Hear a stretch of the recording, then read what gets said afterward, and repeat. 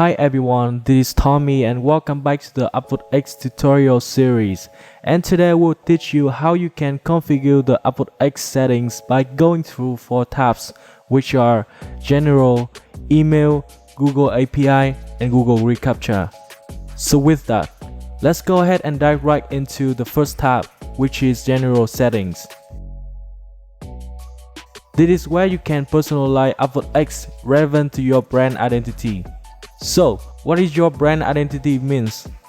Brand identity can be described as logo, favicon, theme colors, and font family. These elements should go together to make your brand consistent on any platform. Let's take a closer look over here.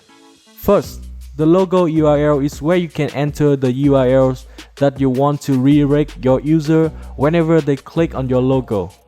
You should also fill in your site title and description to appear on the search engine. Then the footer for your website and term of service.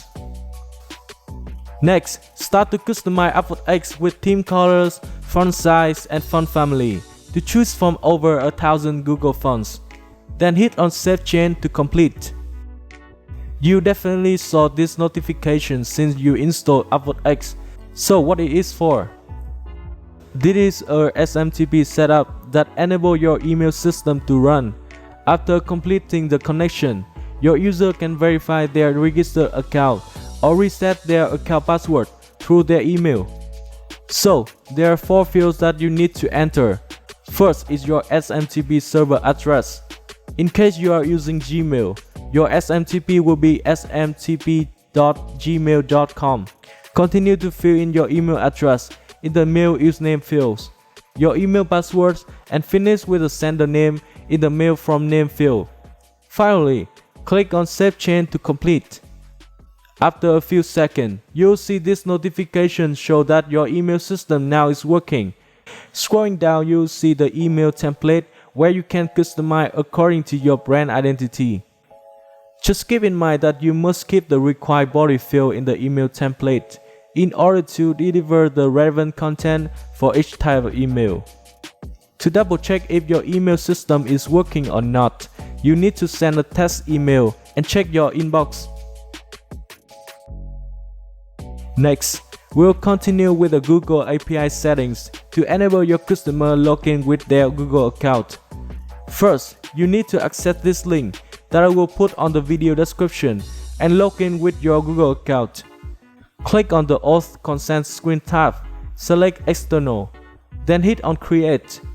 In the app information, fill in all required information and click on Save and Continue. After completing all these above steps, you will then end up on the summary page, where you can double check your information and able to edit it. Now, you need to go back to the dashboard and then click on the Credential tab. On the top center, you will find the Create Credential button. Click on that and select the Auth Client ID and Web Applications as an application type.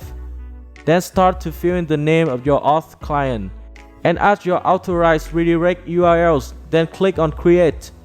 After a few seconds, you will see the pop-up that shows your client ID and your client secrets. Copy this information to fill in your Google API settings and save the change. To ensure your Google API works properly, click on Test API to test. Last but not least is the Google ReCaptcha tab, the function from Google that keep malicious software from engaging in abusive activities on your website. Let's start by access to this website, which I will put the link in the video description, and click on Admin Console. To start register for a new site by filling the registration form. Upvotex only works with the ReCaptcha v2, so select the ReCaptcha v2 on the ReCaptcha type. Next, enter your email address and click on Submit. Just like that, you can now copy the site key and secret key to paste on the Google ReCaptcha settings to enable these features. As usual, click on Test CAPTCHA to test if this works. That is all for today. To learn more, feel free to access to our documentation for further inquiry. And of course, if you have any questions, just leave in the comments and we will be happy to help.